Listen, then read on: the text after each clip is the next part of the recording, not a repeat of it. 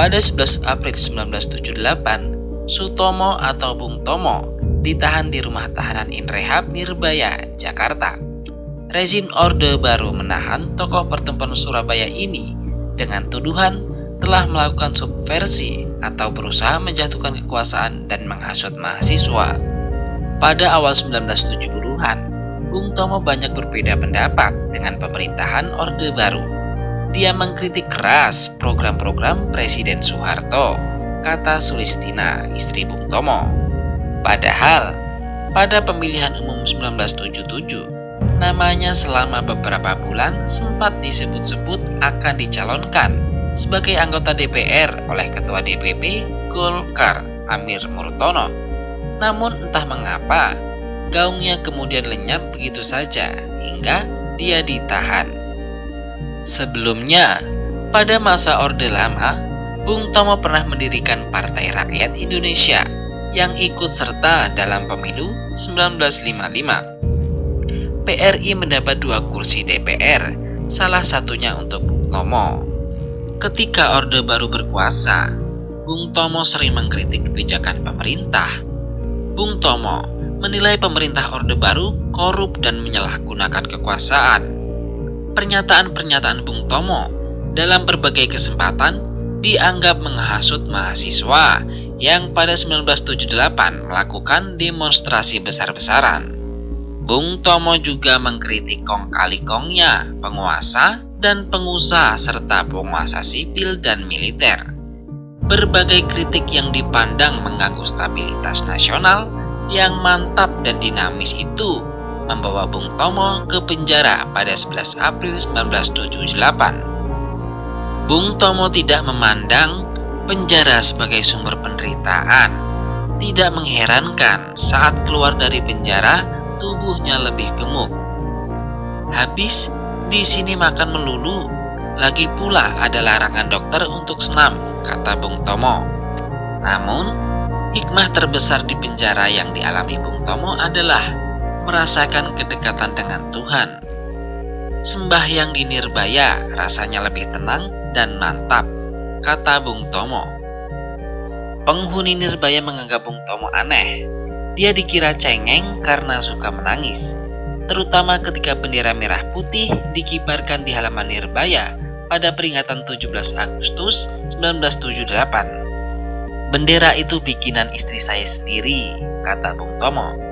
Setelah itu, setiap kali bendera itu dikerek, Bung Tomo mengambil sikap hormat dari kamar tahanannya. Bersama Bung Tomo, 2 tokoh lagi yang dipenjara adalah Profesor Dr. Ismail Suni, ahli hukum tata negara, dan Rektor Universitas Muhammadiyah, dan Mahbub Junaidi, tokoh pers, kolumnis, penerjemah, politikus Nahdlatul Ulama, dan wakil sekjen P3. Ketiganya dituduh subversi dan ditahan setahun. Belakangan, menurut seorang pejabat tinggi Hankam, mereka dituduh penghasut mahasiswa. Mahbub dituduh subversi bukan karena tulisan-tulisannya, tetapi karena pembicaraannya di beberapa seminar dan diskusi serta kampanye P3.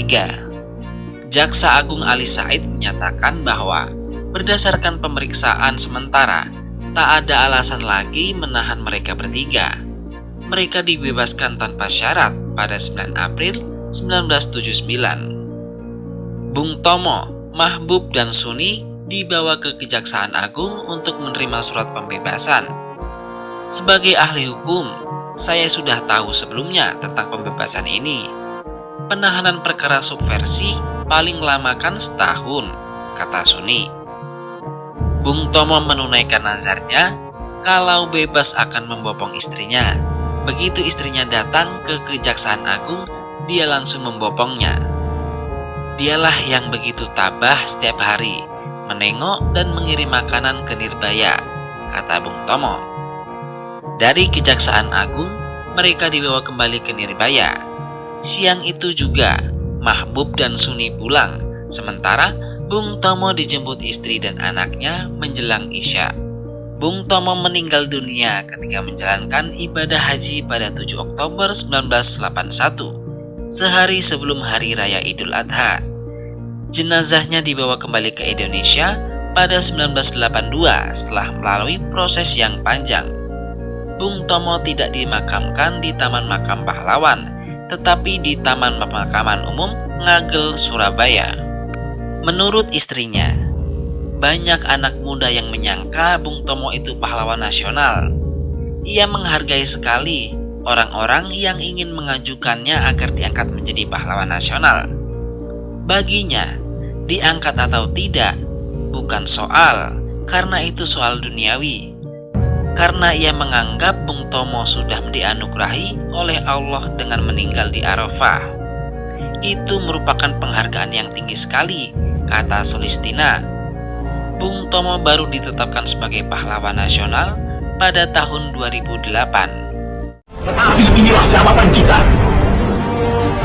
Selama banteng-banteng Indonesia masih mempunyai darah merah yang dapat memiliki garis dan putih, merah dan putih, maka selama itu kita mau menyerah kepada siapa saudara rakyat Surabaya. Siapa? Keadaan genting. Tetapi saya peringatkan sekali lagi,